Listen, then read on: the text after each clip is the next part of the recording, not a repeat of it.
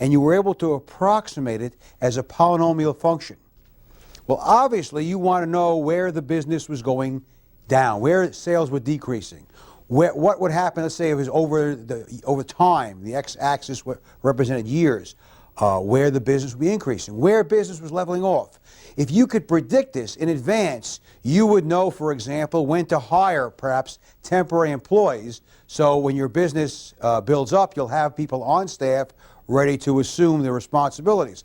And you hire those temporary people because you'll know that after another period of time, business will slack off, and you can just let those people go without worrying about having to terminate full-time employees.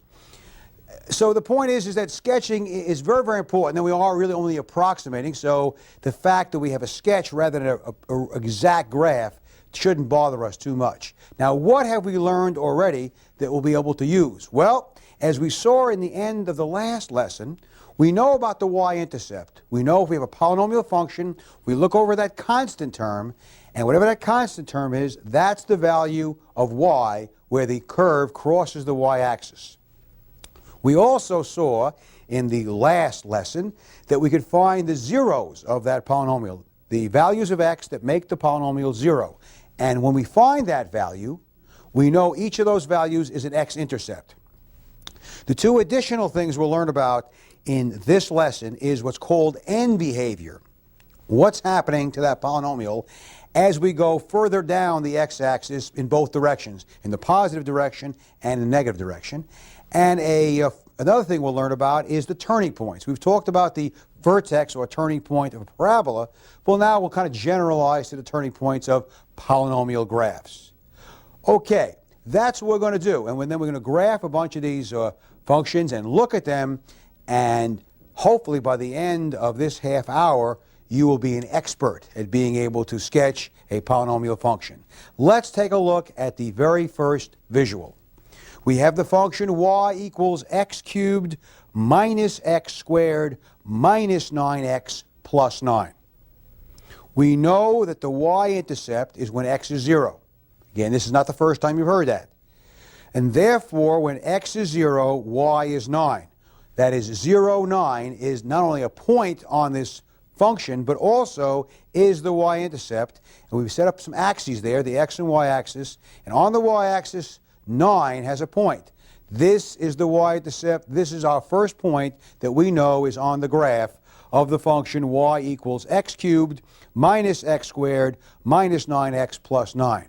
Something I should mention, we have a name for this kind of function. Since its highest power is the third power, which is called the cube, we can call this not just a polynomial function or even a polynomial function of degree 3, we call this a cubic function. Cubic function meaning a polynomial function of degree 3, just as a polynomial function of degree 2 is called a quadratic function. Okay, let's take a look at the next visual. Here we see again our function. We know the x-intercept is when y is 0. So we set the function equal to 0.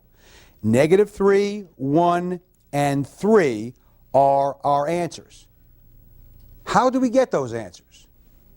Let's find out as soon as we recognize that at the bottom of that visual we see the points negative 3, 1, and 3 plotted on the x-axis.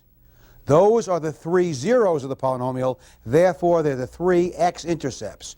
We now have 4 points for our graph. We have the y-intercept, which was at 9, and we have the three x-intercepts. But let's go back and make sure we understand how we knew what those three x-intercepts or three zeros were. Let me go to the board over here and write down the function.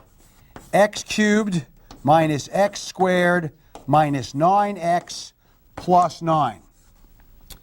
Because what I want to do is spend a few moments reviewing what we learned in the last lesson.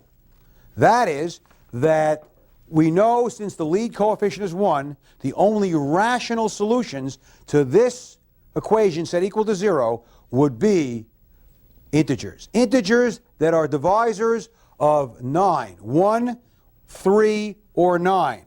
So let's try 1. Why do I try 1? It's positive, it's small, and of course I also know it's the right answer. So I'll take 1 and synthetically divide it into this polynomial. 1, negative 9, 9.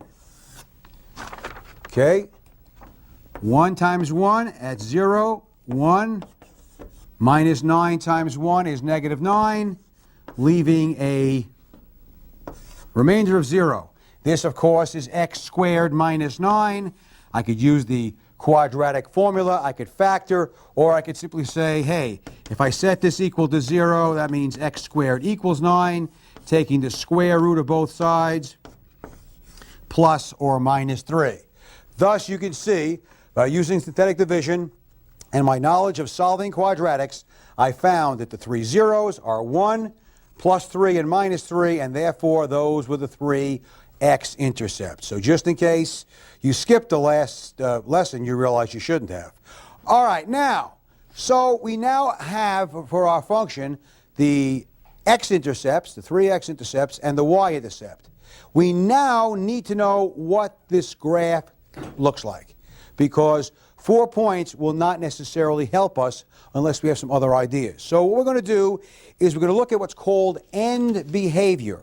End behavior is what happens when x gets very large positively or very large negatively. When x goes down the x-axis to the right or to the left, what is happening to the function? Okay? We go over here and make a little chart. And I would suggest that you copy this chart and use it until you've memorized it, because I found it very useful over the years. Let's see. We're going to have over here, this is going to be the lead coefficient. Abbreviate that. And we're going to have a positive lead coefficient, and we're going to have a negative lead coefficient. The lead coefficient is simply the number in front of the highest power term. And on top, we're going to have the degree.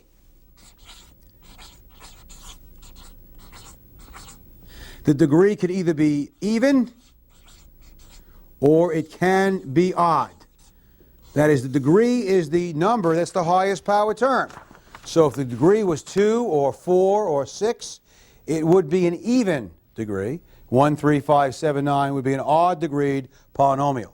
Now, we've already seen an even degreed polynomial with both positive and negative lead coefficients. It was the quadratic. And you remember what the parabola looked like. And the same thing will happen if you have a 4th degree or a 6th degree. What's going to happen as you go positively down the x-axis or negatively, what has to happen is the function has to get larger and larger positively, because your largest power is even, and the 4th or 6th or 8th power of a negative number or a positive number is going to be positive. So one possibility is that you have something like that. That's the end behavior. In fact, this is the only possibility for end behavior, because as x increases positively, you have to be going up, because again, that even power, which is the highest power, when you take a positive number to that even power, you get a positive number. And it's a very large positive number, so therefore your function is increasing. The same thing happens as you're going down the x-axis in the negative direction. The more negative you get when you raise it to the 2nd or 4th or 6th or 8th power, you get this huge positive number. And therefore, the function is also increasing. So just as our parabola looked like that, we'll see that 4th and 6th and 8th degree polynomials will look similar to that, but they could have more turning points. And we'll worry about that shortly. All we're doing now is generalizing. If we have an even degree polynomial that has a positive lead coefficient, its end behavior is that. And if you don't mind looking at my back, what I like to do is say, this is how it looks like. My arms represent the end behavior. On the other hand, if it has a negative lead coefficient, we take that very big power and take the negative or positive number on the x-axis and raise it to it at even power. And what do we get? We get a very large positive number, but since the lead coefficient is negative, we multiply that positive number by a negative and get a large negative number, which means instead of going up in both directions, the function is going down. It's getting more and more negative as x either goes to negative, the end of the world, or positive, the end of the world. And again, excuse my back, that is demonstrated like this. My arm is down because in both directions the function is decreasing. That takes care of our even degree. How about our odd degree polynomials? Well, again, think about what this means. We have a lead coefficient that's positive. That lead term, the one with the highest power, is eventually going to dominate, because when I take a number and raise it to the 5th power, I get a very, very big number. Okay? So as x increases positively, and I raise it to this odd power, I get a very large positive number. Since the lead coefficient is positive, that means the function is increasing, getting more and more positive. But what happens in this direction as x is getting more and more negative? That negative number taken to that odd power is a negative. Like, for example, negative 3 to the 3rd is negative 27. Negative 3 to the 5th is negative 243. Okay. And we're multiplying it by a positive coefficient, so a negative times a positive is negative, which means as we're going more negative on the x-axis, the function is actually going down. It's getting more negative. So we have end behavior that looks like that. And again, pardon my back, but it would be like this. My arms, positive going up, negative going down. And of course, by now you should recognize the negative lead coefficient will reverse that, and you'd have something that looks like that.